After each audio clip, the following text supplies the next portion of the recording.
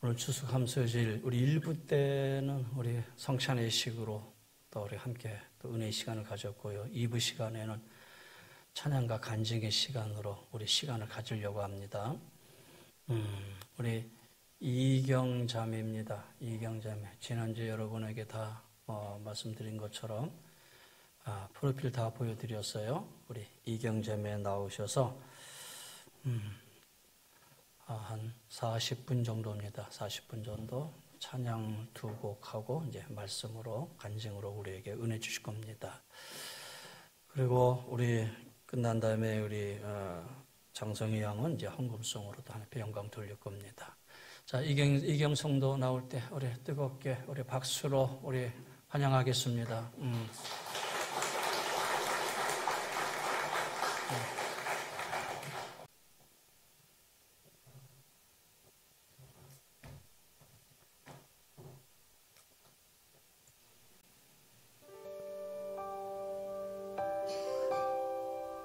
소리 조금만 더 키워주세요. 조금만.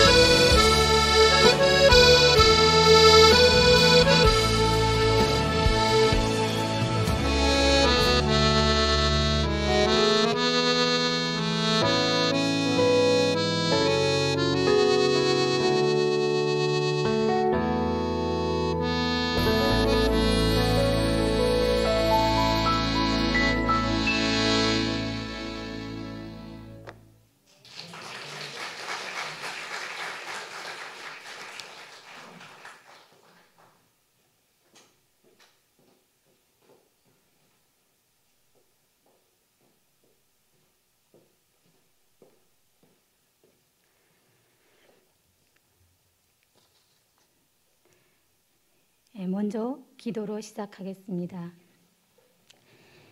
하나님, 오늘도 우리에게 예배할 수 있는 주일을 주셔서 감사합니다.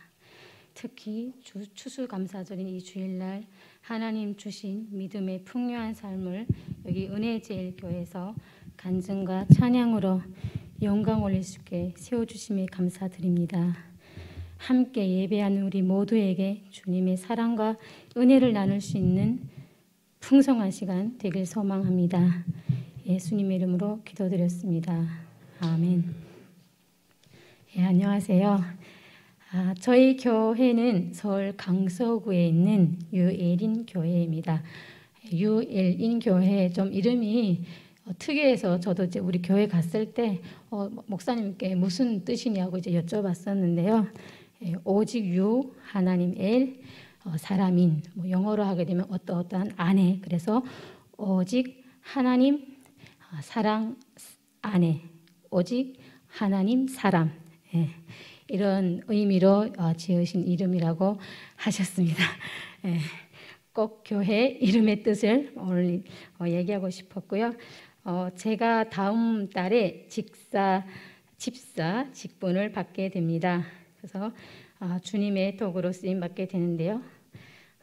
초대교회의 7 집사들처럼 하나님께 믿음으로 헌신할 수 있는 삶을 살기를 소망합니다. 그래서 오늘 이 자리가 더욱 감사하고 즐거운 것 같습니다. 예전에는 제가 직접적인 어떤 연락이라던가 다른 분들을 통해서 간증의 자리에 섰었는데 오늘은 특별히 우리 교회를 통해서 이 자리에 서게 되니 더욱 감사하고 기쁘게 생각합니다. 저는 2007년에 대한민국 국민이 되었습니다. 현재는 서울시 교육청 그리고 경기도 교육청 그리고 국방부 소속의 통일교육 강사로 이렇게 국방부 소속 강사로 활동하고 있습니다. 저의 고향은 북한의 함경북도 모산군이라는 곳인데요. 함경북도면 백두산과 많이 가까운 곳이고요. 한반도 지도에서 봤을 때 가장 위쪽에 자리하고 있는 곳이기도 합니다. 저희 고향에는 두만강이 가까이 있고요. 밤만 되면 중국의 불빛이 보일 정도로 또 이제 북중 접경 지역이기도 합니다. 그리고 또 굉장히 추운 곳입니다. 저희 고향에는 좀 유명한 것이 노천 철광석 광산이 있습니다. 그래서 저희 아빠도 거기서 이제 한 평생 그냥 노동자로 일을 하셨는데요. 저는 이남 일녀 중에 장녀로 태어났습니다. 부모님과 함께 5 식구로 정말 그냥 평범한 가정에서 태어났는데요. 아버지는 철광석 광산 노동자, 그리고 어머니는 가정주부셨습니다. 저희 어머니께서 굉장히 이제 노래 부르는 것을 좋아하시고 또 잘 부르십니다. 북한에서 TV에도 한 3번 정도 나오셨습니다. 그래서 저는 이제 엄마만큼은 못하는데요. 어쨌든 저도 음악을 굉장히 좋아해서 어렸을 때부터 노래 부르기를 참 좋아했는데요. 북한도 우리나라와 마찬가지로 음악 공부를 좀 하려면 어느 정도 경제적 뒷받침을 해줄 수 있는 집안이어야 사실 할 수 있습니다. 그래서 악기도 다 본인이 사서 들어가야 배울 수 있고 공연 무대에 서려고 해도 본인이 자체로 무대 의상을 만들 수 있는 돈을 선생님께 갖다 드려야 선생님이 그것으로 이렇게 사이즈를 재서 만들어 주십니다. 북한에서의 어떤 생활이 넉넉하진 않았는데 그래도 김일성이 있을 때까지만 하더라도 무상 배급제도라는 게 있었기 때문에 그것으로 이제 큰 어려움 없이 살 수 있게 되었습니다. 그런데 김일성이 1994년도에 사망을 하게 되면서 북한 주민들의 유일한 생존 수단이었던 무상배급제도가 완전히 끊기게 되고 그때부터 북한 주민들은 극심한 경제난을 겪게 됩니다. 그때 바로 고난의 행군이라는 그 시기였는데요. 350만 명이 넘는 아사자가 속출했습니다. 지극히 평범한 저희 집안도 생활고라는 어려움 속에서 예외가 될 수 없었기 때문에 굉장히 힘든 날들을 보내야 했습니다. 배고프고 춥고 아프고 그리고 살아갈수록 어떤 희망이 보이지 않았습니다. 그 당시 옥수수가 북한은 산간지대가 많고 우리나라보다 상대적으로 춥기 때문에 벼농사가 잘 안 됩니다. 그래서 특히 저희 동네에는 추웠기 때문에 옥수수라던가 감자 농사가 그나마 잘 돼서 옥수수 밥도 떨어뜨리지 않고 먹으면 잘 사는 집안이었어요. 저희는 그때 감자로 하루 세끼 1년을 살아본 적이 있습니다. 근데 그거를 쪄 먹고 구워 먹고 빻아서 떡을 해 먹고 다양한 방식으로 그렇게 하루 세끼 계속 감자로만 거의 1년을 살다 보니까 너무 질려서 지금도 감자는 쳐다보지도 않습니다. 그렇게 이제 감자를 많이 먹었는데요. 그것도 있으면 다행입니다. 근데 감자는 근데 금방 잘 썩거든요. 그래서 그것도 오래 보관할 수 없고 북한은 우리나라처럼 뭐 냉장고라든가 이런 것들이 전혀 없거든요. 그러다 보니까 그때 진짜 사람이 먹어서 죽지 않은 거는 다 먹었던 것 같아요.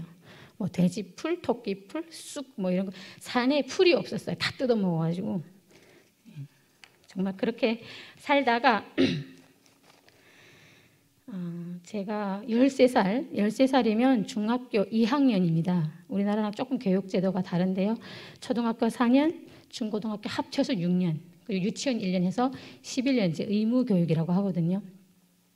13살 되던 해에 하루는 진짜 먹을 게 없었나 봐요. 엄마가 북한은 이제 난방 시스템이 전혀 없고요. 아파트도 아궁이에 불을 뗍니다. 지금도. 7층 넘는 아파트, 7층이 넘어가는 뭐 그런 아파트에서도 아궁이에 이렇게 장작을 펴서 밥을 하는 그런 구조거든요. 저희 집이 좋은 집은 아니었는데 아주 낡은 3층짜리 아파트의 3층이었습니다. 그런데 거기다가 이제 아궁이로 불을 떼는데 엄마가 이제 먹을 게 없으니까 빈 가마에다가 이렇게 맹물만 계속 끓이고 계셨어요. 근데 아마 되게 속상하셨나 봐요. 그래서 아궁이 앞에서 막 이렇게 울고 계시는 걸 제가 봤습니다. 그때 몰랐어요. 먹을 게 없어서 그냥 그렇게. 근데 제가 지금 아이를 키우는 엄마로서 그때 엄마의 심정이 어땠을지 지금이야 이제 헤아릴 수 있는 것 같습니다. 그때 제 밑으로 남동생이 2명이 있었습니다.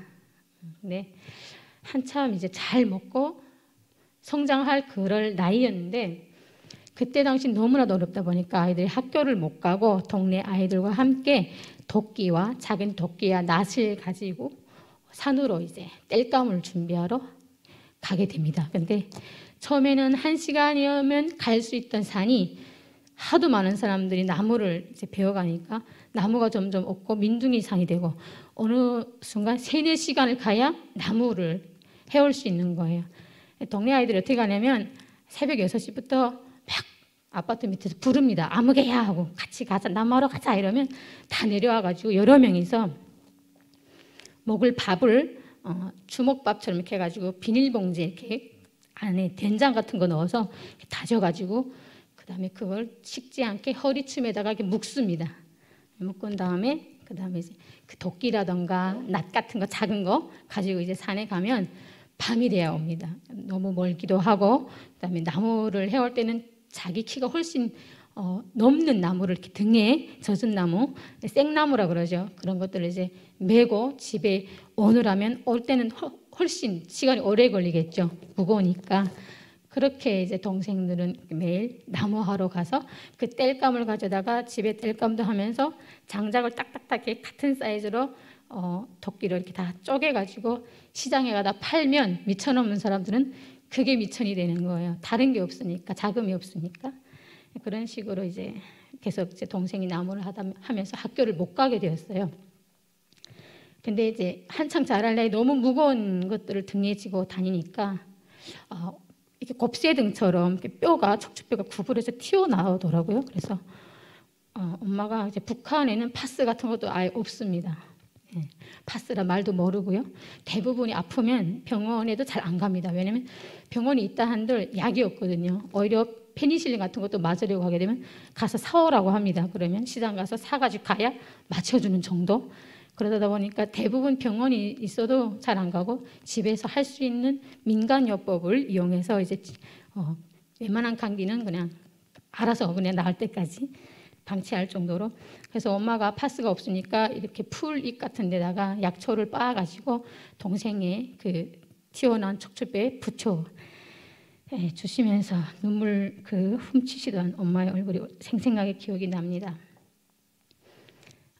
지금 북한은 김정은 시대에 들어와서 그나마 그 자본주의 경제 시스템이라고 해서 이렇게 탄압했었던 시장을 김정은 시대에 들어와서 허용하게 되면서 그나마 시장 활동을 통해서 북한 주민들이 좀 먹고 사는 문제 조금 해결될까 했는데 작년에 코로나 상황이 터지면서 지금도 계속 지속되기 때문에 북한이 굉장히 그때만큼이나 고난의 행군 때만큼이나 어려워지고 있습니다.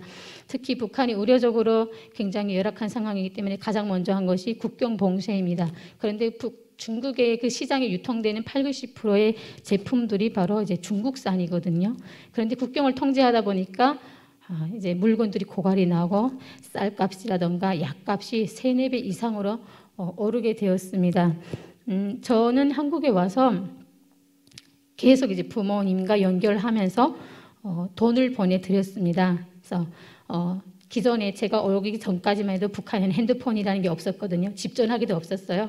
근데 김정은 시대에 들어오면서 조금 달라진 게 있다면 그런 것들 좀 빨리빨리 이제는 보급이 되어서 북한 주민들도 우리나라만큼 좋은 핸드폰은 아니지만 중국산 핸드폰이 보급되게 됐고 10명 중에 한 6명 정도가 핸드폰을 이제 가지고 있는데요. 북한의 핸드폰은 외국과 통화가 안 됩니다. 완전히 다 차단해놨고 국내에서만 통화 가능할 수 있게 되어 있어서 중국의 핸드폰이 북한에 들어가거나 유심칩을 바꿔 놓으면 북한에서 한국으로 전화할 수 있습니다. 그래서 전화 오면 제가 그걸 다시 그 번호로 거꾸로 전화를 이제 연결하면 통화가 되는데요. 집에서 잘 못하고요. 도청하기 때문에 주파수가 안 잡히는 산으로 올라가서 한국에 있는 가족과 연결을 하게 됩니다. 그동안 계속 한국에 살면서 해마다 빠짐없이 돈을 보내드렸어요. 북한에는 은행이 있어도 유명무실을 하죠. 들어가면 한 번 돈 넣으면 안 나옵니다. 그러다 보니까 북한 주민들이 현금으로 달러나 중국 돈으로 화폐로 이렇게 뭐 집에 농짝이라든가 이런 데 넣어놓고 있는데요. 은행이 없다 보니까 당연히 개인 계좌번호 없겠죠. 그래서 중간중간 돈을 전달해주는 브로커가 있는데요.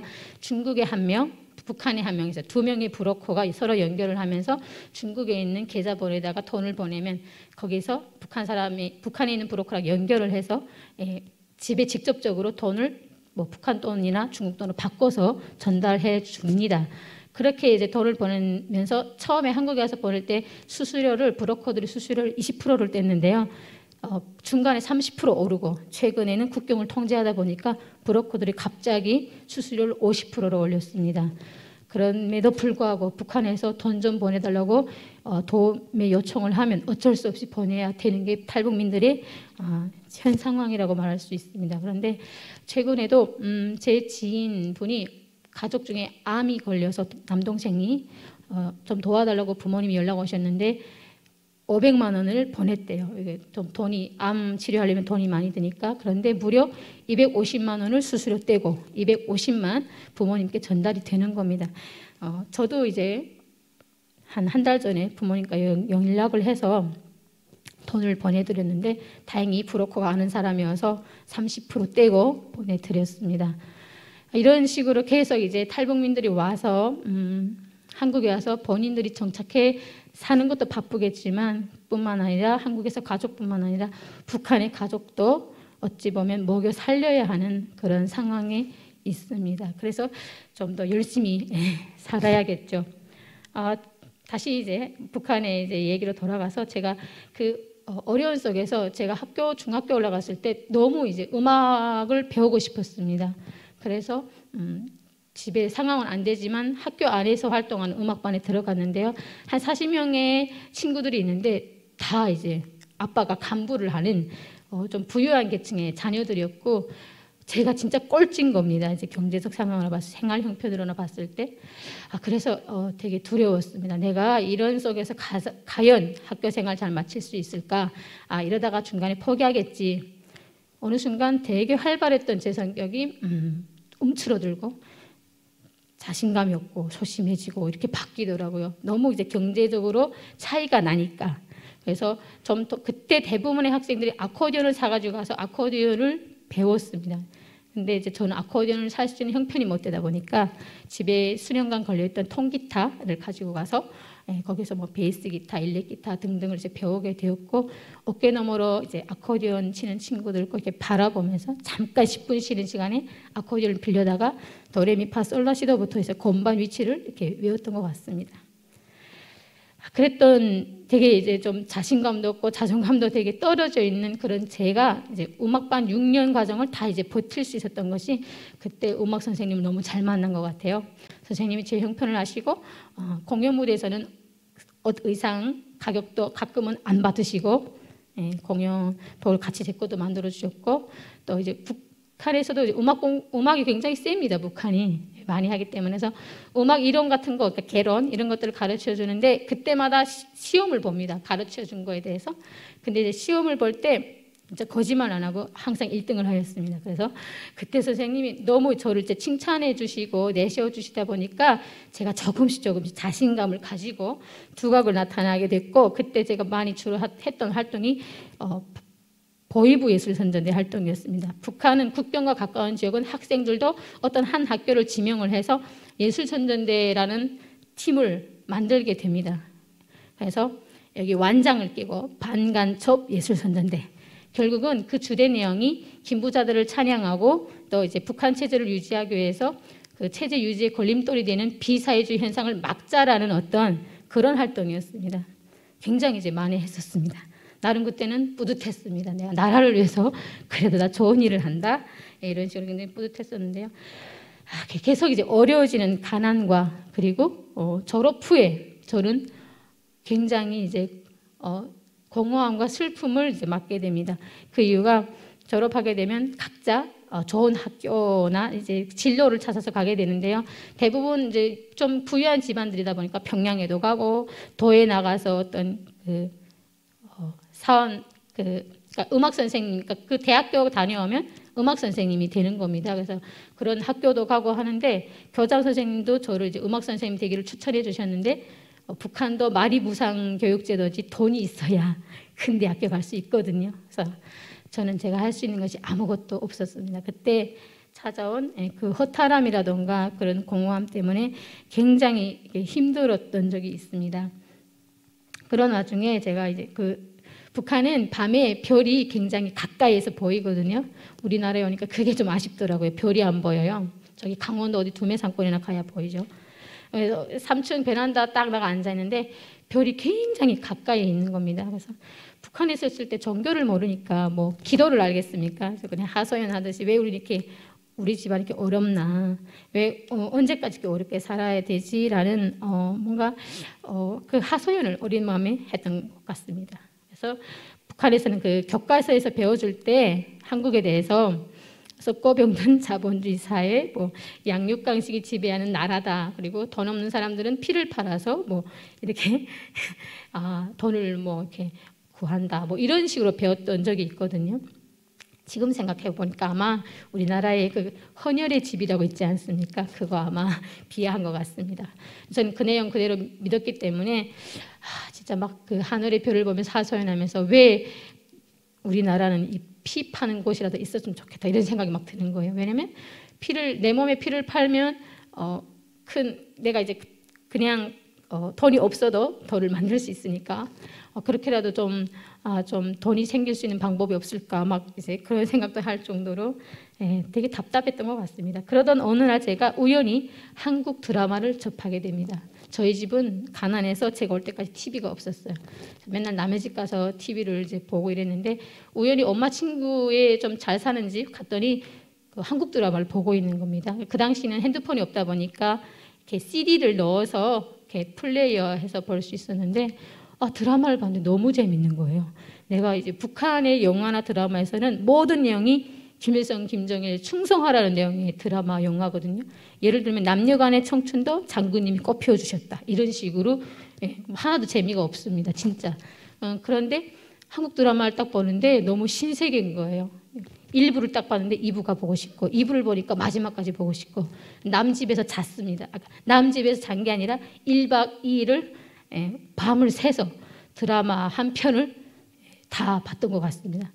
처음에는 재밌다 이렇게 봤는데 계속 보다 보니까 내가 배운 거랑 너무 내용이 다른데 한국이 우리보다 못 사는 줄 알았는데 내가 먹는 이 옥수수밥 한 숟가락도 통일해서 남쪽의 친구들과 나눠 먹어야 된다고 배웠는데 왜 저긴 저렇게 잘 살지? 밥도 막 조그만 공기밥에 먹고 그것도 막 남기고 전부 드라마의 주인공은 2층 집에서 살고 있고 이런 것들을 보면서 야 진짜 처음에는 의심했습니다. 에이 드라마니까 저렇겠지. 근데 계속 보다 보니까 저한테도 이게 뭔가 합리적인 의심이 생기더라고요. 그래서 그 다음에 이제 몇 편의 드라마를 통해서 완전히 저의 진짜 20년 거의 넘게 받은 북한의 사상 세뇌 교육이 무너졌습니다. 와 진짜 잘 사는 나라구나. 그리고 자유가 있네. 그러면서 언젠가부터 나도 기회만 된다면 갈 수만 있다면 저기 가서 살고 싶다. 이런 희망을 이제 꿈꾸게 되었습니다. 그러던 어느 날 저한테 우연히 탈북의 기회가 생겼습니다. 사실 이제 그 3시간만 가게 되면 항동북도 회령시라고 있는데요. 거기서 할아버지, 할머니가 살고 계셨는데 제가 할아버지가 많이 아프다는 소식을 듣고 할아버지 얼굴 보러 잠깐 이렇게 갔었는데 진짜 이제 오래 못 사실 것 같더라고요. 근데 딱 사촌 동생, 그러니까 저희 엄마, 오빠의 이제 딸이겠죠. 언니, 나 3일 후에 중국 갈 거야. 같이 가자. 이렇게 얘기를 하는데 좀 이제 너무 뜻밖이어서 바로 대답은 못했습니다. 그래? 그러면 나한테 3일간만 시간을 줘. 고민 좀 해볼게.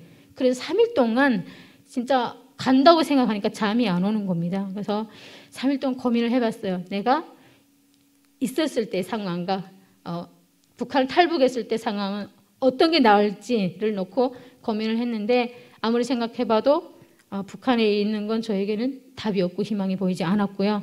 가려고 또 생각하니까 막상 다른 나라에 가서 어떻게 될지 너무 앞이 예측할 수가 없고 너무 무섭기도 하고 부모님을 다시 못 볼 수 있다는 생각에 이것도 고민이 되는 거예요. 그래서 결국에는 어차피 내가 있어도 부모님께 효도할 수 없고 북한 사회가 계급 사회이기 때문에 아빠가 노동자면 저도 노동자고 달라질 게 없거든요.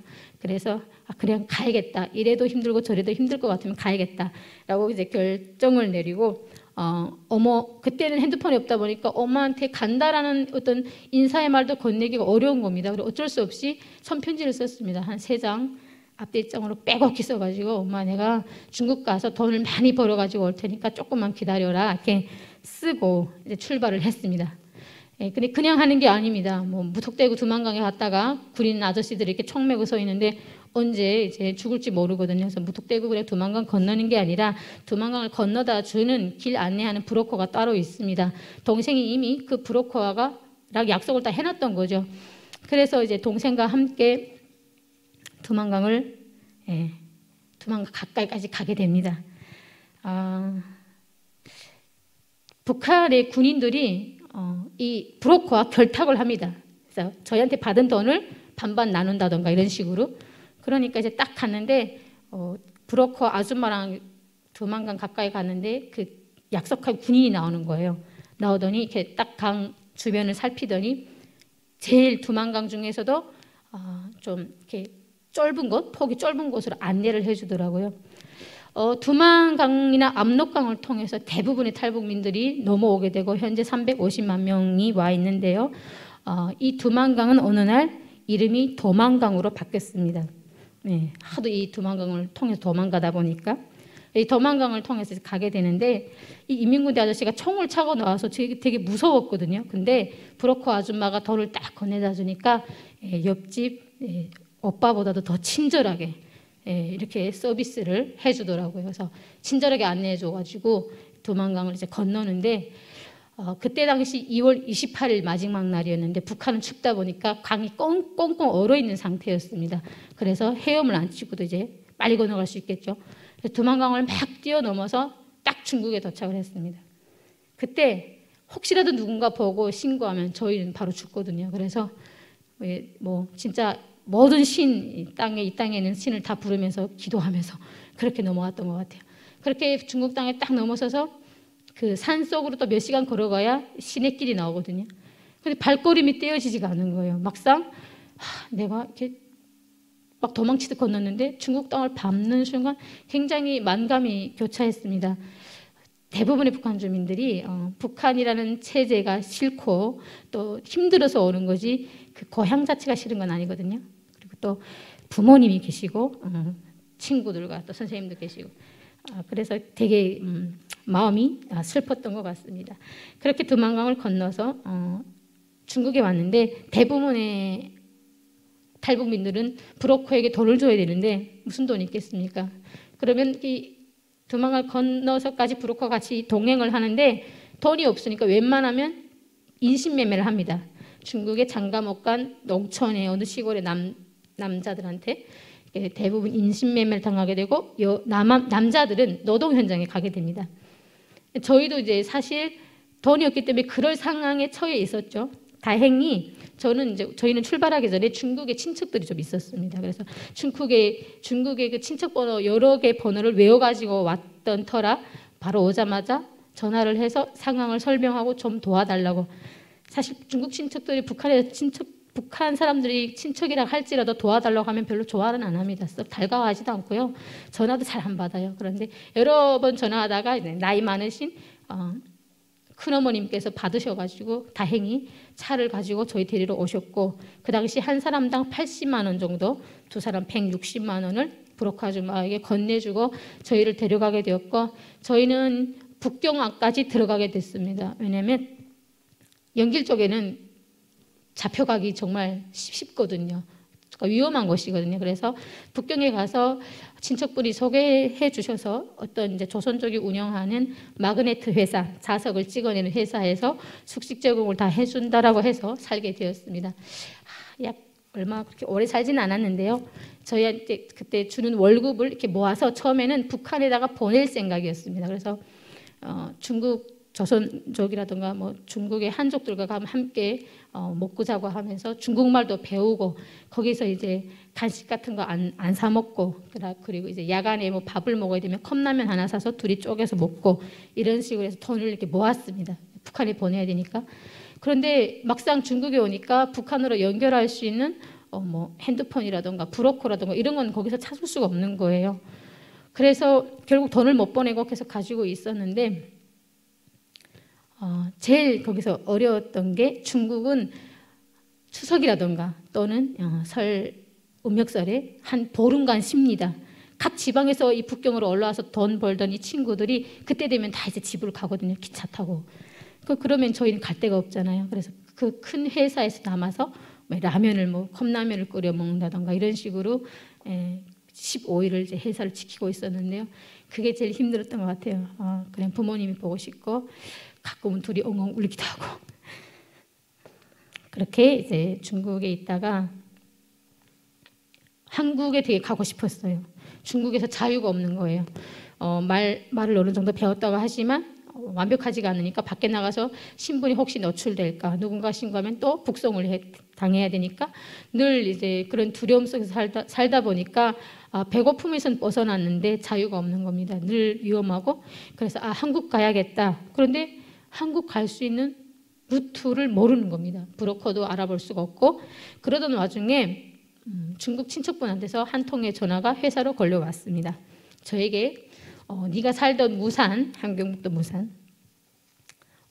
너를 안다는 어떤 남자가 전화 걸려왔는데 받겠냐고. 그 남자인 측은 제가 태어나서 처음 연애를 해본 남자친구였습니다. 딱 한 번 북한에서 이렇게 연애를 해봤는데요. 20대 때. 그 남자친구는 저보다 11살이 많았고요. 저희 집과 이미 제 남동생 그림을 배워주는 선생님이기도 했고 엄마하고도 오랜 이제 친분을 갖고 있던 사람이었어요. 단순한 남자친구가 아니라. 저희 집에 대해서 너무나 잘 알죠. 그랬는데 전화가 왔다는 거예요. 저는 일단은 너무 반가웠습니다. 일단은 고향 사람이 전화 왔다라는 거예요. 그래서 전화 통화를 하고 싶다라고 해서 했는데 왜 잘 살려고 그렇게 갔으면 한국으로 가야지 왜 그렇게 중국에 그냥 있느냐. 저보다 훨씬 깼죠. 북한의 남자친구가. 그래서 자기가 지금 잠깐 연길에 들어왔는데 자기가 이제 한국 보내주는 사람들 연결해 준다는 거예요. 브로커가 자기가 친한 형이라고 합니다. 그래서 저는 이제 한국 가야 된다는 생각이 알았다라고 하고 동생과 함께 못 받은 월급을 마저 받고 그 월급을 이 스타킹에다 싸서 이 허리춤에다 꼭 묶어가지고 다시 이제 기차를 타고 연길로 갔습니다. 그렇게 만났는데요. 남자친구가 중국 들어와서 그러니까 약간 밀수를 하다 보니까 자주 중국에 들락날락 하는 사람이었어요. 그래서 이제 아는 집의 형에게 얘네가 이제 북한 애들인데 한국으로 보내달라 이렇게 소개를 하면서 어느 날 이제 브로커를 소개해 주었습니다. 그래서 브로커와 함께 차를 타고 저희는 심양으로 떠나서 이제 청도까지 들어가게 됐습니다. 중국의 청도. 청도에 가서 조선족 브로커를 딱 소개시켜 주는 거예요. 30대 한 중반 되는 그런 브로커를 딱 만났는데 어떤 민박집 같은 데서 이미 한국으로 가려고 하는 북한 아줌마들도 계시고 젊은 여성들도 이미 있는 거예요. 그래서 여기서 조금 기다리면 보내준대요. 그래서 그렇게 기다리고 있는데 어느 날 갑자기 이 브로커라는 사람이 저에게 이런 얘기를 해줍니다. 야, 네가 보내줬다는 게 남자친구냐고. 그래서 그렇다고 했더니 그 남자친구가 너희를 팔아먹은 건 아니냐고.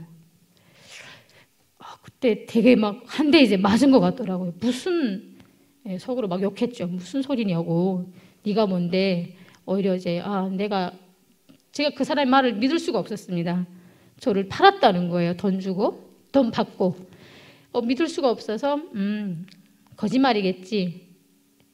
믿고 싶지 않았습니다. 나중에 보니까 맞더라고요. 그렇게 돼서 돈을 주고 저희를 자기가 샀기 때문에 어느 날 갑자기 왜 한국에 안 보내주냐 했더니 너희가 갖고 있는 돈을 다 내놓으면 보내주겠다. 그러니까 그동안 이제 며칠 있으면서 중국에서 조금씩 일해도 돈 월급을 받았다는 것을 이미 이제 알아낸 거예요. 돈을 내놔야 보내주겠다. 그때 이제 300만 조금 넘게 모았던 것 같습니다. 둘이서. 그래서 그랬죠. 한국 가는 길에 또 태국까지 가야 되니까 그때 이제 노비로 써야 되고 사실 이 돈은 우리가 컵라면 하나 더 쪼개 먹으면서 이렇게 부모님께 보내드리려고 모았던 돈이다. 그리고 갈 때 또 써야 되니까 못 내놓겠다. 그랬더니 그때 점심 낮 12시경이었는데요. 주방에 달려가서 식칼을 이제 꺼내 들고 오더라고요. 그래서 진짜 그때 막 식칼을 꺼내 들면서 죽는 것을 선택하겠느냐 아니면 돈을 내놓고 살겠느냐. 진짜 멘붕이 왔습니다. 어떻게 해야 되지? 그때는 아무 생각이 없었어요. 일단 살아야겠다. 어쩔 수 없이 그 상황에 돈을 안 내면 안 될 것 같은 거예요. 그래서 돈을 다 내놓게 됐습니다. 그래서 돈을 내놨으니까 보내주겠지라는 생각을 했거든요. 하는 얘기가 어차피 너네 같은 거는 죽여도 누구도 알 수가 없고 찾는 사람도 없다. 이런 얘기를 하는데 정말 화가 나지만 맞는 얘기인 거예요. 저희 신분이 중국에 와서는 중국 사람이 아니니까 진짜 찾을 사람도 없고 모르겠죠. 지도세도 모르게 죽을 수도 있는 거고. 그때 문득 이런 표현이 생각이 났습니다. 북한에서는 이런 표현을 많이 쓰는데요. 나라 없는 백성 상갓집 개만도 못하다. 딱 이 표현이 생각이 나는 거예요. 너무 억울했지만 반항할 수도 없었고 그렇게 해서 돈 다 뺏기고 보내준다고 하더니 둘 중에 한 명만 가래요. 그러니까 이 돈은 한 명 값이라는 거예요. 그러니까 나머지 한 명은 남아서 자기가 시키는 일 뭐든지 하고 돈을 어느 정도 벌어다 줘야 보내겠다는 거예요. 저희가 어떻게 할 수 있는 상황이 아니었습니다. 이 사람한테 잡혀있다 보니까 결국은 제가 먼저 오게 되었습니다. 동생이 언니는 이렇게 사람한테 발라맞출 수 있는 성격이 못 되니까 괜히 여기서 미움받지 말고 먼저 가고 내가 이렇게 잘 있다가 틈을 타서 도망가면 되니까 먼저 가라. 그래서 제가 이제 먼저 가게 되었습니다. 동생을 남겨두고. 그렇게 옮겨진 브로커, 다음 브로커를 또 만났는데 그 브로커가 북한 사람이었습니다. 북한 사람인데 한국에 와서 한국 국적을 받고 10년 정도 된 사람이었기 때문에 정말 이 사람이야말로 진짜 브로커가 맞았어요. 그래서 그 브로커를 만나서 7명 정도 되는 사람들과 함께 청도에서 출발을 하게 되었습니다.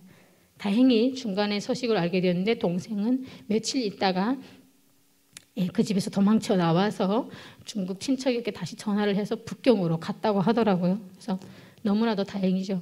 그렇게 이제 출발을 했는데 저희가 아무래도 신분이 없다 보니까 중국은 중간중간에 신분증 검열을 경찰들이 하거든요.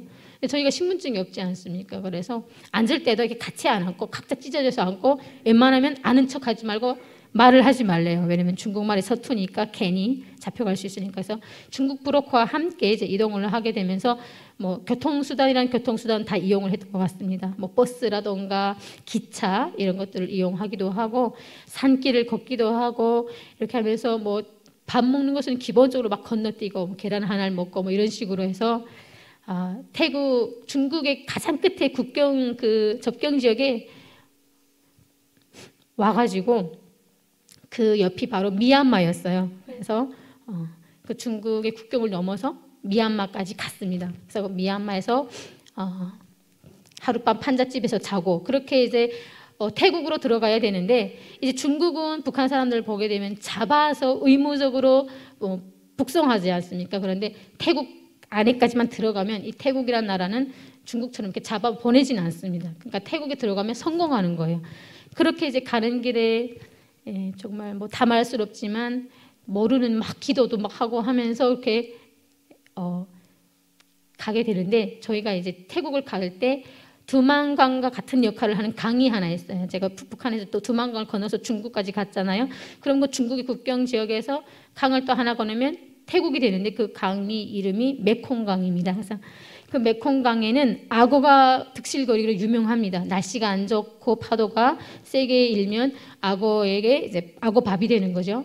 그래서 이제 오늘 제발 날씨 좋기를 또 막 7명이서 막 각자 속으로 막 그 어떻게 보면 기도죠. 그래서 해가지고 배를 타고 그 메콩강을 건너게 됩니다. 브로커를 좀 잘 만났나 봐요. 브로커가 이 보트를 준비를 했어요. 뭐 여러분들 상상하시는 그런 보트가 아닙니다. 되게 많이 낡은 그런 보트, 자그마한 보트에 7명이 꽉 차가지고 그렇게 이제 4시간 반을 달려서 보트가 좀 속도가 빠르더라고요. 그래서 4시간 반을 달려서 태국에 도착을 했습니다. 태국에 도착하니까 너무 이게 안정이 되는 거예요. 중국처럼 긴장 안 해도 되고 잡혀나가지는 적어도 않을 테니까. 그렇게 해서 중국과 다르게 반대인데요. 중국에 도착하면 경찰한테 잡히면 안 되고요. 태국에 도착하면 경찰한테 잡혀야 합니다. 그래야 빨리 저희를 이민국에 보내주거든요. 그렇게 일부러 군복 입은 사람만 보게 되면 일부러 막 북한 말 더 크게 하고 이렇게 하면서 이제 경찰을 버스에서 만났는데 저희를 어떤 곳에 이제 보내줬는데 거기에 어떤 분이 나오셨는데 그분이 바로 우리나라 선교사님이었습니다. 처음 그때 교회를 알게 되었습니다. 근데 그 선교사님이 저희를 데리러 오셔서 데려가셨는데 봤더니 한 3층짜리 작은 건물에 이미 100명이 넘는 북한 사람들이 와 있었고 그분들은 갈 순서를 기다리면서 거기서 이제 성경 공부를 하고 있었습니다. 그래서 그때 처음 제가 찬양을 듣고 부르고 이제 성경책을 읽게 되었는데 무슨 뜻인지는 일단 모르겠지만 그 선교사님이 계속 시험을 보는 겁니다. 그 성경 말씀 외우기. 그래서 100점을 맞는 순서로 한국에 보내준다는 거예요. 그래서 이해는 안 됐지만 나는 빨리 가야 되니까 억지로 막 북한에서 그 유일사상 책에 외웠던 정신으로 막 외웠습니다. 외워가지고 점수를 그래도 잘 맞았어요. 그래서 나 먼저 보내주시겠구나. 나중에 알고 봤더니 온 순서로 보내주시더라고요. 시험 상관없이. 그렇게 성경 공부를 하면서 제한테 처음 와닿은 것은 찬양이었습니다. 당신은 사랑받기에 태어난 사람. 이 곡을 북한 주민들이 지금도 되게 좋아하는데요. 지금도 제 주변의 북한 분들이 교회는 안 다니지만 이 곡은 좋아합니다. 교회는 안 다니는데 이 노래 부르면 울고 그렇게 이제 찬양을 들으면서 성경 말씀은 무슨 내용인지 이해 못했지만 찬양이 저한테 그렇게 와닿는 겁니다. 아, 교회라는 것은 좋은 곳이구나. 이 정도만 이렇게 거기서 이제 알게 되었고, 그렇게 되다가 이제 다시 저희가 그 교회가 노출이 되어서 언론에 어쩔 수 없이 다시 이제 이민국으로 들어가게 되는데, 이민국은 그야말로 그냥 감옥이에요. 감옥인데 정말 큰 이 정도 두 배 정도 되는 방에, 교회 지금 이 본당에 2배 정도 되는 방에 사람들 가다 놓습니다. 철문 다 되어 있고 이미 거기에 400명이 되는 북한 주민들이 쫙 누워 있는 거예요. 와, 근데 이게 의자 뭐 이런 거 없습니다. 이런 바닥에 담요 하나 깔고 딱 누우면 이렇게 옆으로 이렇게 움직이지 못할 정도의 사이즈가 자기 자리인 겁니다. 그 자리를 팔고 사더라고요, 자기네들끼리. 그러니까 그 이민국에 들어온 순서대로 한국 대사관 선생님들이 일회용 예비 여권을 만들어 주시면 한 주일에 7명씩만 비행기 타고 한국 가는 겁니다. 그럼 가는 사람들이 새로 들어온 사람한테 자기 자리를 파는 거예요. 그래서 저는 돈이 없었어요. 다 뺏겼잖아요, 중간에. 다 뺏기고 없으니까 좋은 그 동행하셨던 일행분들 중에 좋은 언니들을 만나서 제 자리를 사주셨어요. 그렇게 이제 빼곡한 자리에 이제 누워가지고 제가 약 100일을 기다렸어요. 3개월 좀 넘죠. 공기도 안 좋고 태국이 워낙 덥다 보니까 24시 위에서 선풍기가 돌아가고 심장 질환 있는 사람들은 막 실려도 나가고, 그렇게 자리 없는 사람들은 같은 이런 공간에 화장실도 같이 있거든요. 붙어 있거든요. 그럼 화장실 문을 떼어서 그 화장실 바닥에서 막 자고, 자리가 없으니까. 예, 그렇게 100일을 한국 갈 날만을 손꼽아 기다렸습니다. 진짜 조선 민족이 얼마나 대단한지, 그 태국에서 밥을 주는데 쌀알이 그 알랑미라고 이렇게 길쭉한 쌀인데 엄청 이렇게 흩어져서 알알이 따로 노는 쌀이 있습니다. 그 밥과 그 닭고기가 기름이 둥둥 뜬 그런 이상한 향이 나는 이렇게 국을 주는데 도저히 이거를 하루 세끼 뭐 너무 힘든 거예요. 세끼도 아니고 2끼만 주거든요. 그런데 진짜 여성분들이 얼마나 위대하고 존경스러운지 그 안에서 김치를 담궈 먹는 겁니다. 그 돈을 손짓 몸짓 다 해서 거기 또 간식 팔러 오는 사람들이 있거든요. 돈을 어느 정도 주면 그 사람들이 배추와 고춧가루를 갖다 줍니다. 그러면 비닐봉지 안에 그 배추와 고춧가루를 넣어서 봉지 안에서 이렇게 만들어가지고 익혀가지고 그 안에서도 김치를 해먹고 다 했던 것 같습니다. 그렇게 100일을 버텨서 어느 날 드디어 제 순서가 왔습니다. 한국 대사관에서 이름을 먼저 넣어서 온 순서대로 7명씩만 이렇게 보내다 보니까 많은 인원들이 못 가거든요. 제 순서가 오는데 그때 이제 7명씩 한 줄에 갈 때마다 그 안에서 파티가 열립니다. 잘 가라고, 한국 가서 만나자고. 그렇게 이제 제 순서가 돼서 밤에 저는 이제 태국 공항에 가서 이렇게 여권을 받아들고 국정원 선생님들과 함께 비행기를 타고 대한민국에 오게 되는데요. 12시에 출발해서 새벽 5시 반에 인천공항에 도착을 했습니다. 진짜 제가 너무 설레어가지고 한참 자야 될 시간인데 잠이 안 오는 거예요. 그래서 비행기 밖을 딱 내려다 보는데 한국에 딱 거의 도착하니까 가장 눈에 띄는 것이 빨간 십자가의 불빛이었습니다. 얼마나 십자가가 많은지 깜짝 놀랐습니다. 어떻게 교회가 많을 수 있냐고. 그렇게 이제 인천공항에 딱 도착을 했는데 국정원에서 선생님들이 마중 나오셔서 대한민국에 오신 여러분들을 환영한다고 그렇게 맞아주셨고, 국정원 한 달간의 조사를 마치고, 스파이들도 있으니까 조사를 마치고 다시 하나원이라는 곳으로 옮겨지게 되는데, 거기는 약 3개월간 또 한국에 기본적으로 정착할 수 있는 것들을 가르쳐 준 다음에 내보냅니다. 그럼 내보내면 그냥 보내는 것이 아니라 각 지역에, 전국에 그 영구임대 아파트 또는 국민임대 아파트를 먼저 이렇게 임시로 살 수 있게 제공을 해줍니다. 근데 북한 주민들이 하도 북한에서 살면서 평양을 못 가보다 보니까, 무슨 말이냐면 북한은 이동의 자유가 없습니다. 그래서 지방의 사람들은 평양 못 가본 사람들이 대반수거든요. 그러니까 이 서울 그 수도권에 대한 그런 집착이 있어요. 그러니까 집을 신청을 하는데 다 서울로 신청하는 겁니다. 그러니까 어떻게 되겠습니까? 결국에는 다 이렇게 몰리다 보니까 제비뽑기를 하는 거예요.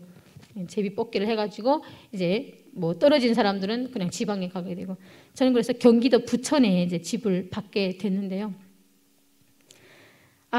진짜 설레었습니다. 진짜 그 안에서 얼마나 잘 먹여주는지 순식간에 10kg가 찌더라고요. 그렇게 통통하게 해가지고 이제 딱 집을 배정받고 나왔는데 저를 반갑게 맞이해주는 사람은 바로 브로커였습니다. 제가 집 앞에 왔는데 브로커가 이미 저희 집 아파트 앞에 앉아 있더라고요. 그러니까 돈을 내놓으라는 거죠. 그러니까 저희가 올 때 중국에서 또 중국 사람을 통해서 태국까지 가게 되잖아요. 그러면 이 과정 중에 저희를 안내하는 브로커만 한 3-4명 됩니다. 그럼 이 사람들이 저희한테 돈을 받아야 되는데 돈이 없으니까 한국에 도착하게 되면 주겠다는 후불제 이런 계약서를 쓰거든요. 제가 내야 될 돈이 400만 원이었습니다. 근데 이제 한국에 오게 되면 개인당 이제 서정에 정착금을 주는데 제가 받은 돈이 350만 원이었습니다. 그런데 이제 이미 그 돈을 받기 위해서 저희 집 앞에서 이미 알고 기다리는 거죠. 그래서 300만 원을 먼저 드렸습니다. 그리고 50만 원은 제가 막 핸드폰도 사고 해야 되니까. 그래서 한 달 내로 갚겠다는 또 다른 계약서를 쓰고 이제 가더라고요. 그렇게 해서 이제 11평이 되는 영구임대 아파트에 들어가게 됐습니다. 저녁이 어두워져서 집에 도착을 했는데 생각보다 하나원에 있을 때는 굉장히 기뻤는데 즐겁고 기뻤는데 정작 막상 네모 반듯한 이 집에 딱 들어왔는데 너무 앞이 캄캄한 겁니다. 난 앞으로 어떻게 살아야 되지? 이런 거에 대해서 뭔가 이제 좀 조언을 구할 수 있는 사람도 없었고 그렇게 이제 고민을 하다가 본 건 또 있어서 드라마에서랑 대학 공부가 그렇게 하고 싶은 겁니다. 또 한국 정착하는데 공부하는 것이 가장 빠르다고 생각을 했었어요. 그런데 또 한쪽을 생각해 보니까 정말 어렵게 사는 부모님과 동생들의 얼굴이 막 스쳐 지나가는 겁니다. 나는 그러면 이제 공부를 하면 돈을 못 버는데 집에 못 보내는데 그럼 어떤 길을 선택해야 되지? 그렇게 고민을 하다가 결국은 집안부터 살려야겠다. 그래서 저는 이제 일을 선택하게 됐고 그러던 와중에 제가 화장품 회사로 들어가게 됐습니다. 그래서 뭐 취직하는 거 알아서 해야 되니까 제가 이제 길거리 다니다가 직원 구함이라고 써 있는 화장품 매장으로 무작정 들어가서 면접을 받고 그때 이제 탈북민이라는 말에 깜짝 놀란 사장님이 2시간 반 동안 면접을 보셨고 면접이 아니라 탈북 스토리를 들으시고 마지막에 다리를 절며 쥐가 나올 정도로 이렇게 면접받고 나와가지고 결국 이제 일을 하게 되었는데 사장님이 저한테 한국 화장품 대해서 아는 거 있으면 얘기해보라고 이름을. 그래서 제가 자신 있게 립스틱, 파운데이션, 마스카라 딱 3개만 얘기했습니다. 그 나머지 아는 게 있냐? 모른다. 그래서 사장님이 얼마나 많은 화장품의 종류가 있으며 외래어들로 다 되어 있는데 할 수 있겠냐고. 그래서 제가 저를 써주신다면 진짜 열심히 하겠습니다 라고 했더니 일단 한 달만 해봐라. 하다가 못하면 그냥 다른 사람들처럼 회사 같은 데 먼저 다니면서 정착하는 게 좋겠다. 이런 약속을 하고 다니게 되었는데 외래보다 더 힘든 것이 사람들의 반응이었습니다. 저는 한국말 한다고 하는데 사람들은 고향이 어디냐고 조선족이 아니냐고 이런 식으로 계속 저한테 묻는 겁니다. 저한테는 이게 굉장히 힘든 거예요. 그만 물어봤으면 좋겠네. 나는 하나라도 팔아서 이제 매출을 이렇게 해야 되는데 자꾸 저한테 고향이 어디냐 물어보고 심지어는 저한테서 설명 안 듣고 다른 언니 바꿔달라 이래서 가시는 분들도 많았습니다. 그렇게 이제 한 달을 그냥 진짜 어리버리 까면서 버티다가 사장님이 그런 저를 쭉 주시하더니 월급 봉투를 딱 내놓으시면서 아무리 생각해도 어려울 것 같다. 한국에서 가장 어려운 게 사람 상대하는 일인데 하물며 북한에서 온 네가 사람 상대하는 게 얼마나 힘들겠냐. 차라리 공장에 가서 다른 탈북민들처럼 이렇게 일하면서 자연스럽게 적응되면 다시 찾아와라. 그래서 직원 구할 때까지만 있으라는 겁니다. 그래서 월급 봉투를 받고 알겠습니다 하고 이제 출입문을 딱 열고 나오는데 눈물이 그냥 바가지 막 그냥 흘러내리는 겁니다. 그냥 적응을 못해서 내가 이 일을 못한다라는 나에게도 화가 나고 내가 고작 그렇게 두만강 넘어서 힘들게 왔는데 여기 하나 적응 못해서 쫓겨나야 되나 막 이런 생각에 좀 사장님이 원망스럽기도 하고 그 당시 제가 집에서부터 마을버스 타면은 850원이더라고요. 버스비가. 그게 아까워서 한 50분간을 출퇴근을 걸어서 다녔어요. 항상. 가는 동안 눈물이 멈추지 않는 거예요. 그래서 그 다음 날에 딱 출근을 하는데 오기가 생기는 겁니다. 내가 남는 며칠간이라도 열심히 해봐야겠다. 그래서 정말 이해는 안 되지만 다른 친구들이 다른 고객 상대로 화장품의 그 성분에 대해서 설명을 하는 것을 이해는 못하지만 수첩에 적었습니다. 무작정 적어서 억지로 외웠어요. 외워서 딱 그 손님이 왔을 때 그 외운 것을 써먹었죠. 팔렸습니다. 예, 스킨부터 크림까지 풀세트로 사가더라고요. 그렇게 한 번 딱 팔리니까 자신감이 생겼습니다. 그 다음부터 제가 더 적극적으로 판매를 하게 되었고 그 다음부터 진짜 이게 판매가 이루어지는 거예요. 비싼 것들만. 사장님은 보시기에 이제 사장님 그거 또 지켜보시는 거죠. 그래서 다시 얘기하자고 저를 부르시더니 새 직원 안 뽑을 테니까 쭉 일해라. 그래서 제가 약 6년간 화장품 회사를 다니게 되었습니다. 그렇게 다니면서 월급을 받았죠. 그 월급을 6년 동안 꼬박꼬박 모아서 계속 부모님께 보내드렸습니다. 다행히 저희 집은 못 살았고 북한도 여기처럼 잘 사는 동네 못 사는 동네가 막 구분되어 있거든요. 물도 안 나는 달동네 같은 동네에서 살다가 조금 물 잘 나오는 동네로 이사가고 없던 TV도 사시고 제가 보낸 돈으로 어머니는 조금 여생을 조금 편하게 보내실 수 있게 되었습니다. 그렇게 진짜 제가 6년간 일하다가 이제 연애를 못했습니다. 연애할 새가 없더라고요. 집 회사 다 여성분들과 일하다 보니까.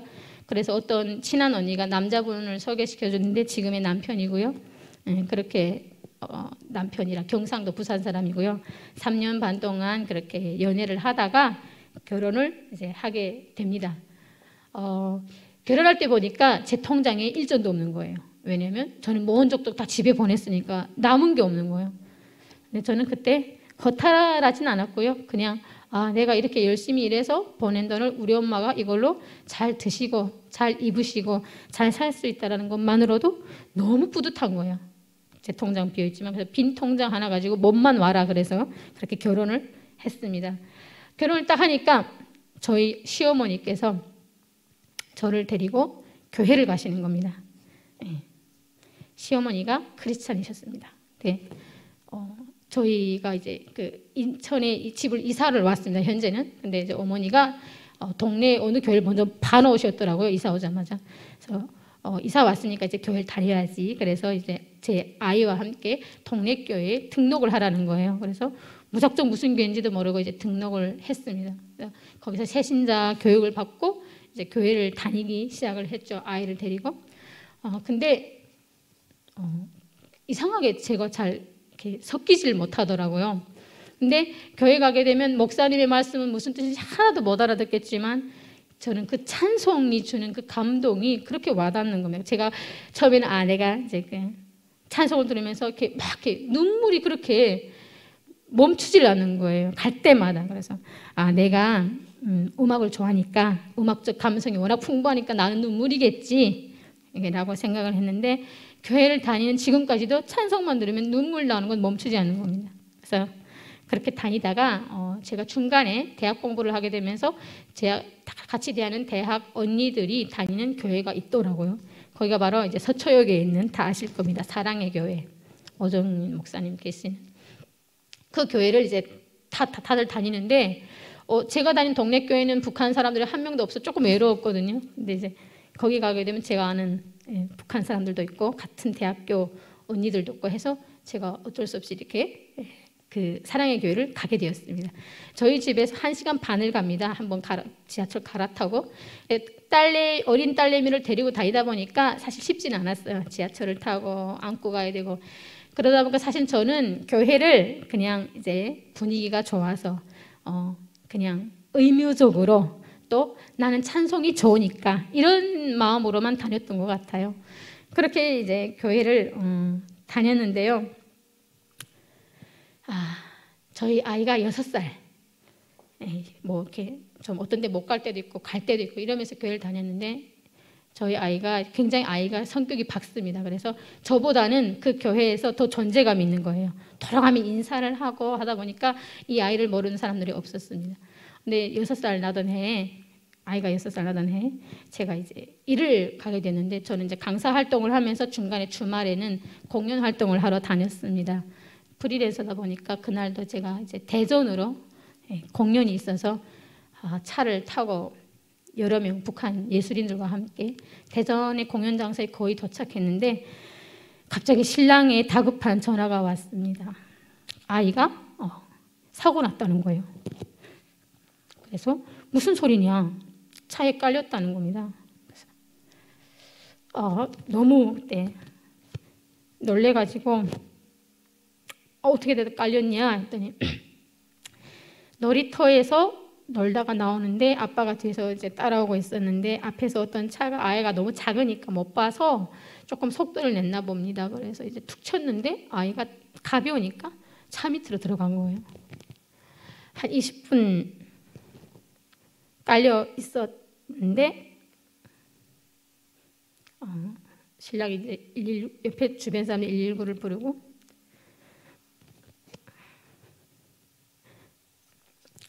아이를 그 차 밑에 깔린 아이를 뽑아내야 되는데 쉽지가 않은 거죠. 차를 이렇게 드러내야 되는데 파이프가 있어야 더 드러낸다라고 하는 겁니다. 그래서 차가 올 때까지 기다리다가 이제 신랑이 이제 딱 밑을 들여다봤더니 아이가 움직이고 있어서 계속 말 시키면서 그렇게 어떻게 이게 좀 그 안에서 아이가 이렇게 막 보등보등 움직이면서 이제 짬이 생겨가지고 차가 오기 전에 먼저 신랑이 이렇게 그 차 밑에서 어떻게 뽑았나 봐요. 그래서 지금 응급실로 가고 있다. 그러니까 빨리 와라. 저는 정신이 하나도 없었습니다. 그래서 공연장에 도착하기도 전에 그냥 막 차에서 내려서 무작정 KTX를 타러 갔습니다. 표가 없었죠. 근데 표 뜰 새가 어디 있겠으면 그냥 막 탔어요. 타가지고 그냥 서서 가는데 가는 동안 그런 기도만 했습니다. 그냥 머리만 다치지 말고 아이의 건강에 문제가 없게 해달라고 기도를 하면서 응급실로 갔습니다. 갔는데 이미 아이는 엄청난 이런 헛수가 끼워져 있고 얼굴 다 밀리고 다 벗겨졌더라고요. 껍질 다 벗겨지고. 선생님이 하시는 말씀이 머리에서 피가 나가지고 검사를 했는데 MRI랑 찍었는데 다행히 머리 속 안이 다친 게 아니고 겉으로 찢어졌다. 대신에 제일 많이 다친 건 폐다. 폐가 그 차에 눌려가지고 거기에 이제 공기가 차고 물이 차고 그게 제일 위급 상황이다. 그래서 이제 중환자실로 들어가게 됐고 중환자실에 며칠 있었는데 보통은 거기 다 어른들이다 보니까 출입이 안 되더라고요. 가족들의 출입이 안 되고 정해진 시간에 면회를 하는데 아이가 하도 어리니까 전 있으라고 하더라고요. 그래서 의자 하나 그냥 옆에 놓고 며칠을 아이와 함께 그냥 큰 문제 없기만을 기도하면서 그렇게 버티는 와중에 진짜 제가 하나님을 많이 원망했던 것 같습니다.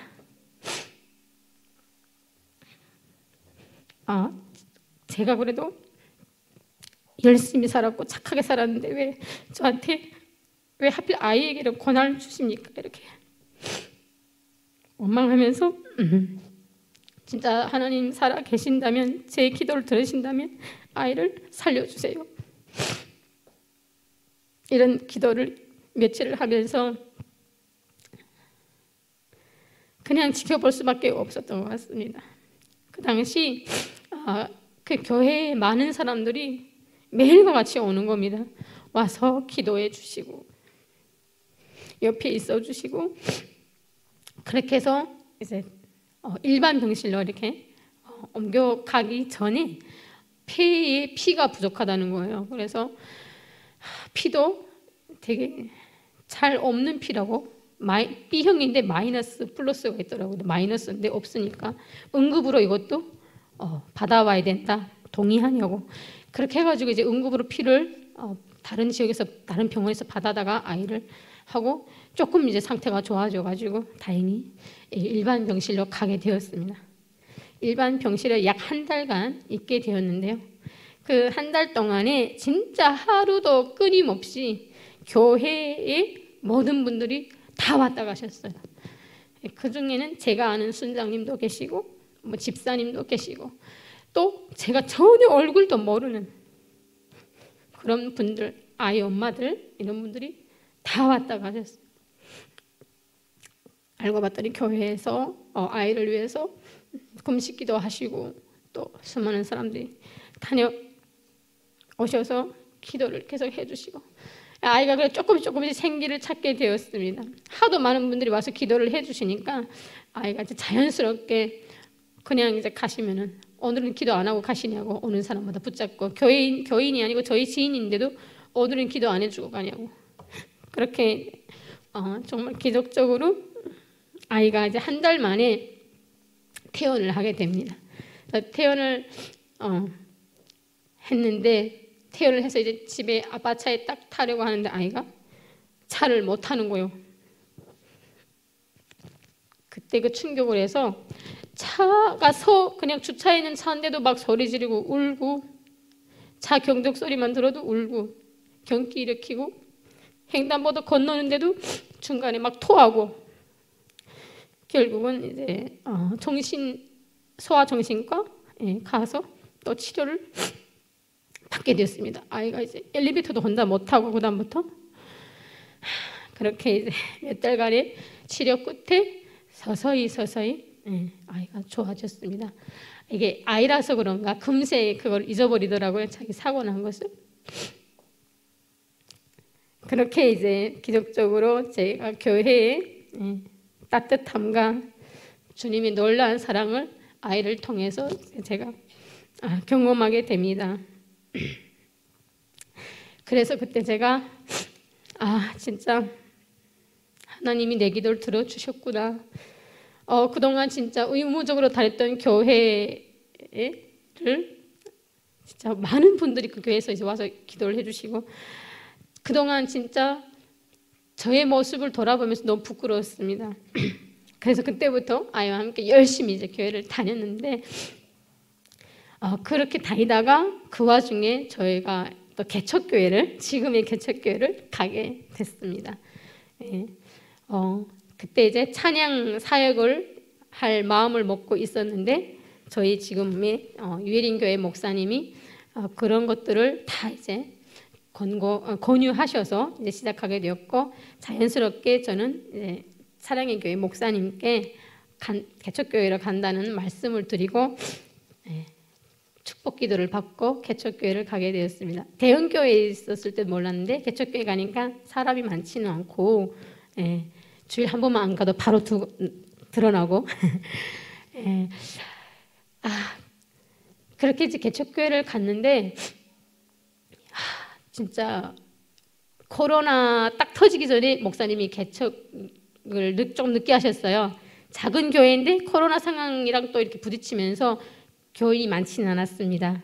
그리고 교인이 많지 않고 재정도 어렵고 정말 어려운 가운데서 제가 지금 목사님과 1년 넘게 개척교회에 진짜 일주일에 2-3번은 목사님을 뵙는 것 같습니다. 제가 강의를 교회 가서 하거든요.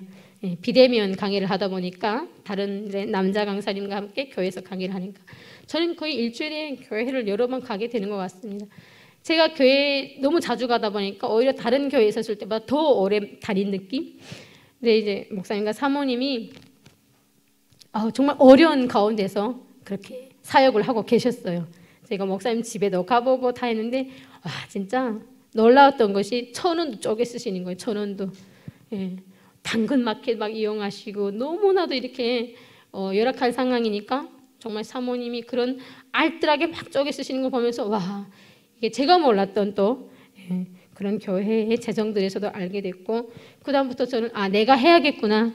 그래서 많은 북한 탈북민들이 우리 교회를 다녀갔습니다. 강의도 하고 저와 함께 유튜브 이제 찬양 채널을 제가 하게 되면서 찬양 채널에 게스트로도 출연하고 노래하고 싶다라고 해서 그렇게 많은 탈북민들이 와서 진짜 올 때마다 또 저희가 교단에서 진행하는 통일기도회도 탈북민들이 이렇게 같이 섰던 기회도 있었는데 그때마다 자연스럽게 제가 내가 섬겨야겠구나 해서 그분들의 식사와 모든 것들을 이제 교회 부족한 부분들을 섬기다 보니까 처음에는 제가 착해서 그런 줄 알았는데 알고 보니까 주님이 저에게 그렇게 저를 통해서 교회에 섬길 수 있는 마음을 주셨습니다. 이렇게 교회에서 이제 목사님이 권유로 찬양 유튜브를 하게 됐고, 저는 비바임이라는 유튜브 채널을 개설하게 되었습니다. 그래서 목사님께 말씀드렸습니다. 목사님, 이경이라는 이름은 북한에서 쓰던 본명인데요. 북한 사람들은 방송 활동이나 유튜브 활동할 때 본명 안 씁니다. 좀 이렇게 위험한 부분도 있고, 그래서 저에게 이름을 지어주세요. 제가 어차피 찬양을 부를 거니까 성경에 맞는 이름. 그래서 우리 교회 이름 똑같이 김예린이라고 유튜브에서는 김예린하고 치면 나올 수 있습니다. 하나님의 사람. 그래서 그 비바임이라는 채널을 12월 달이면 1년이 됩니다. 구독자 수는 많지는 않은데 약 2,380명 정도 되고요.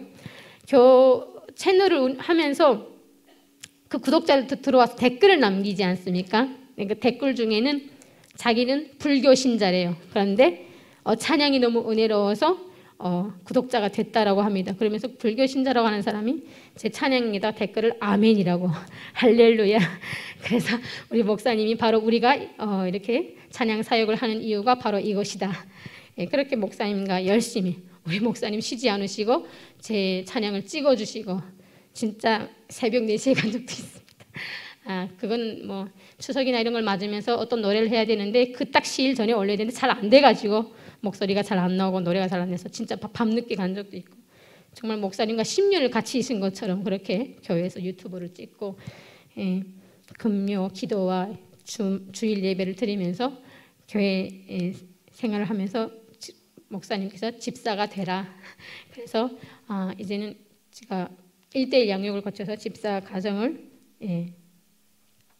받게 됐습니다. 그래서 12월 첫째 주일에 제가 집사가 됩니다.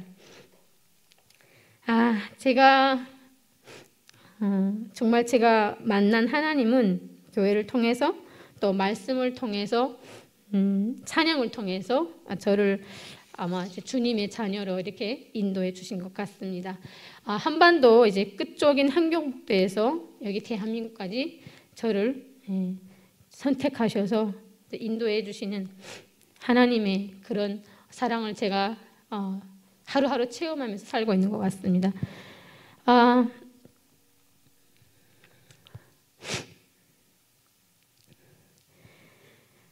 예전에 하나님을 모르고 이제 무지하게 살았던 저의 전 인생이 죄인이었던 것 같습니다. 교회에서 세례를 받고 양육을 받으면서 저는 이제 구원의 하나님의 자녀로 다시 이제 새로 태어나게 됐고 구원의 간증을 했습니다. 그래서 정말 저의 죄를 사해 주시기 위해 하나님께서 이제 이 땅에 예수님을 보내시고, 예수님께서는 그런 저를 위하여 십자가에 못 박혀 죽으시고 다시 부활하셨습니다. 저는 이제 예수님을 나의 구원자로 믿고 영접하며 살고 있습니다. 십자가의 은혜로 저는 하나님의 새로운 자녀로 다시 태어났고 영원한 새 생명을 주신 하나님께 감사와 영광을 올려드립니다. 오늘날 저를 대한민국을 인도해 주신 하나님을 찬송하며 아직도 빛이 없는 어둠의 땅에서 살고 있는 모든 북한 동포들에게도 하나님의 말씀이 전파되어 희망의 빛이 되는 그런 날이 하루속히 오기를 기도하고 소망합니다. 로마서 5장 8절 말씀입니다. 우리가 아직 죄인 되었을 때 그리스도께서 우리를 위하여 죽으심으로 하나님께서 우리에 대한 자기의 사랑을 확증하셨느니라. 아멘. 예수님이 지신 십자가의 무게가 나의 죄의 무게라는 것을 뒤늦게 깨달은 이 죄인이 십자가의 은혜에 감사의 기도를 드립니다. 지금도 하나님을 모르고 십자가의 사랑을 모르고 암흑의 땅에서 살아가는 북한 주민들에게 하나님의 말씀이 전파되고 그들과 함께 예배하는 복음 통일의 그날이 속히 오길 소망합니다. 앞으로 제 소망이 있다면 주님 주신 달란트로 찬양 전도사가 되어서 이 땅에 복음 통일되는 그날까지 대한민국에 사는 모든 탈북민들에게도 본보기가 되는 게 제 소망이고요. 나가서 북한에도 하나님을 찬송하는 찬송이 울려 퍼지게 찬양하는 그런 삶을 살아가고 싶습니다. 여기에 계시는 여러분들도 복음 통일을 위해서 함께 기도해 주시면 좋겠습니다. 제가 이제 앞으로 이제 함경북도가 고향이니까 함경북도 교구장으로 살고 싶습니다. 참된 집사 또 좋은 교구장으로서의 그런 믿음으로 헌신하는 삶을 살 수 있도록 여러분들이 기도해 주세요. 저의 간증이 길었는데요. 너무 시간을 오버했습니다. 저희 간증을 들어주셔서 감사합니다. 마지막으로 찬양 한 곡으로 제가 이제 마무리를 하도록 하겠습니다.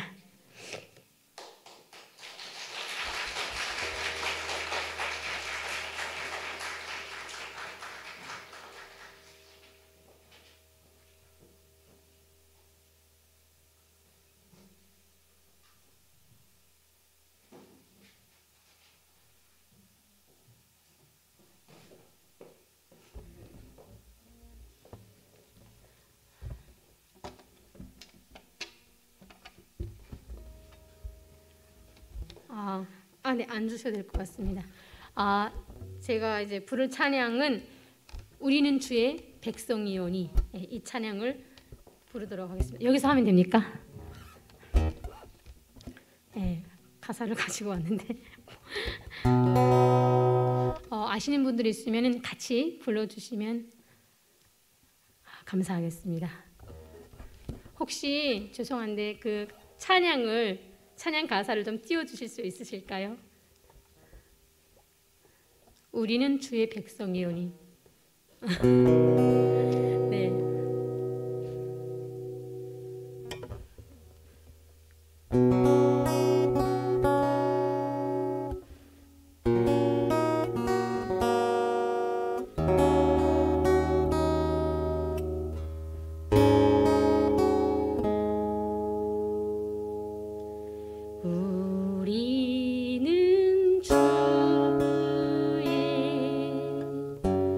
백성이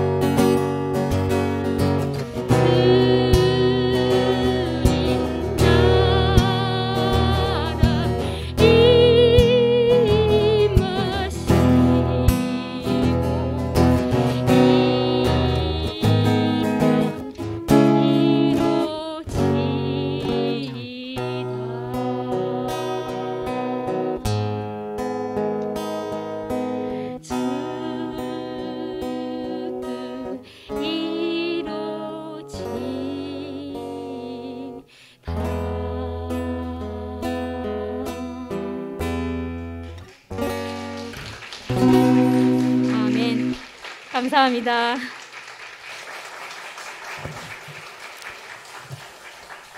네, 우리 다시 한번 우리 이경 자매를 위해서, 우리 이경 자매가 유해린 교회인 우리 성결교회예요, 강서지방에. 그리고 유해린 자매가 이제 우리 성결교인이고 이제 집사 된대네요, 성결교회. 그리고 내년에 서울신학대학 실용음악과 거기에 또 이제 들어갈 우리 교단의 이제 찬양 사역자로서 앞으로 크게 이제 쓰임 받을 줄 믿습니다.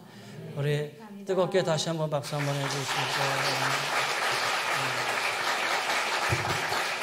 네. 이젠 우리 주 예수 그리스도의 은혜와 우리 하나님의 그 무한하신 사랑하심과 성령의 감화감도 멸려인도 충만하여 주시며 추수감사주일 여기까지 함께 하신 주님의 은혜에 감사하며 예수 그리스도로 인해서 주님 한 분만으로 감사하며 구원에 감격하며 살아가기를 원하는 우리 사랑하는 귀한 성도님들 위해, 저희들 가정 위에, 삶의 터전 위에, 우리 모두 위에 오늘 또 간증으로 함께한 우리 이경 자매와 이 땅에 33만여 명이 넘는 탈북민들 위해, 또 하나님 오늘 예배에 함께한 우리 모두 위에 주의 은혜가 영원히 항상 함께하여 주시기를 간절히 축원하옵나이다. 아멘.